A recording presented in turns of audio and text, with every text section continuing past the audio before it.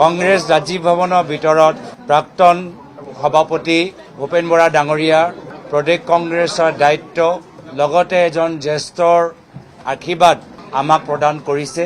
এই ক্ষেত্ৰত আমি তেখেতক দলৰ প্ৰতি যি ত্যাগ আৰু বলিদান কৰিলে আমি সকলোৱে তেখেতৰ প্ৰতি কৃতজ্ঞতা জ্ঞাপন কৰিছোঁ। প্ৰথম দিনৰ পৰাই প্ৰদেশ কংগ্ৰেছৰ সভাপতি হিচাপে তেখেতে এই ৰাজীৱ ভৱনৰ এই প্ৰদেশ কংগ্ৰেছৰ কাৰ্যালয়ত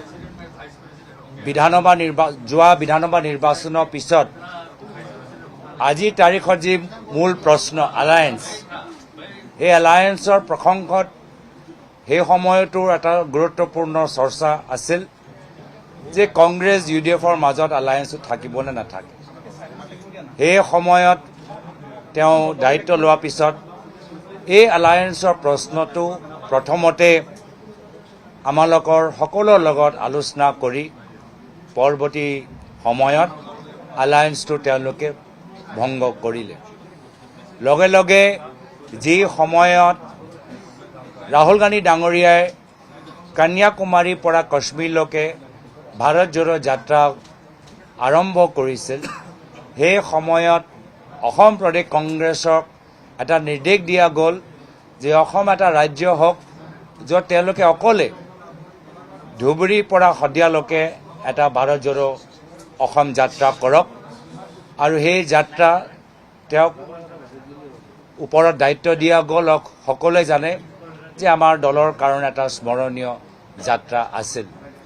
আৰু তাৰ পিছত আমাৰ দলটোক বিভিন্ন ক্ষেত্ৰত উৎসাহ উদ্দীপনা সৃষ্টি কৰিবলৈ বিভিন্ন ধৰণৰ প্ৰচাৰ তেওঁলোকে আগবঢ়ালে। চাঙে চাঙে হওক, বাগানে বাগানে হওক, বিভিন্ন ধৰণৰ প্ৰচাৰ আৰু নতুন প্ৰচাৰৰ কথা আমালোকক আহ্বান জনালে যে আগভাগ ল'ব লাগে। লগতে বিভিন্ন ভাতৃ ভগ্নী সংগঠনৰ ওপৰত NSY, যুৱ কংগ্ৰেছ, সামাজিক মাধ্যম, বিভিন্ন চেল তেওঁলোকে সৃষ্টি কৰিলে। বিভিন্ন সাংগঠনিক ক্ষেত্ৰত মণ্ডল, ব্লক, জিলা কংগ্ৰেছৰ ওপৰতো তেওঁ বিশেষ চকু দিলে। আজি মাত্ৰ আমি এটা খোজহে লৈছোঁ। আজি যদিও এজন নতুন ব্যক্তি হিচাপে আমি আসনৰ ওপৰত বহিছোঁ, কিন্তু আমাৰ আদৰ্শ পুৰণি, আমাৰ চিন্তাধাৰা পুৰণি। আমাৰ আদৰ্শ, আমাৰ চিন্তাধাৰা সংবিধানৰ ভিতৰত উল্লেখিত যে সকলোৰে প্ৰতি সমান চকুৰে সমান অধিকাৰ প্ৰদান কৰা, সমান ন্যায় প্ৰদান কৰা, এয়া হ'ল আমাৰ কংগ্ৰেছ দলৰ আদৰ্শ। আৰু সেই পুৰণি আদৰ্শ, মহাত্মা গান্ধীৰ আদৰ্শ, পণ্ডিত নেহৰুৰ আদৰ্শ, চৰ্দাৰ পেটেলৰ আদৰ্শ, বাবা চাহেব আম্বেদকাৰৰ আদৰ্শ লৈ লগতে আমাৰ অসমৰ ভিতৰত আমাৰ প্ৰয়াত গোপীনাথ বৰদলৈৰ আদৰ্শ, প্ৰয়াত শৰৎ সিংহৰ আদৰ্শ, প্ৰয়াত আমাৰ বিষ্ণুৰাম মেধিৰ আদৰ্শ আৰু আমাৰ প্ৰাক্তন মুখ্যমন্ত্ৰী হিতেশ্বৰ শইকীয়াদেৱ, প্ৰাক্তন মুখ্যমন্ত্ৰী তৰুণ গগৈদেৱৰ আদৰ্শ লৈ আমি সকলোৱে মিলিজুলি আগবাঢ়ি যাম।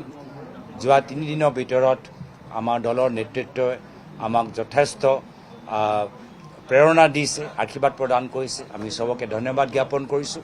আৰু যোৱা 3 দিনীয়া কাৰ্যসূচীত যে আমাৰ দলৰ নেতৃত্বই তৃণমূল কৰ্মীখিনিক কিমান যে ত্যাগ বলিদান কৰিলে এই যাত্ৰাটো সফল কৰিবলৈ, প্ৰতিকূল বতৰ নেওচি এই 3 দিনৰ যাত্ৰা সফল কৰাৰ বাবে মোৰ ফালৰ পৰা মই প্ৰদেশ কংগ্ৰেছ বিধায়কসকল, সাংসদসকল, জ্যেষ্ঠসকল, জিলা কংগ্ৰেছ, ব্লক কংগ্ৰেছ, তৃণমূল কৰ্মীখিনিক, মিডিয়া, বিশেষকৈ অসমৰ সাংবাদিকসকলক আৰু জনসাধাৰণক মোৰ হিয়া বৰা কৃতজ্ঞতা আৰু মৰম যাচি মই ইয়াতে নিজৰ কথাখিনি সামৰিছোঁ।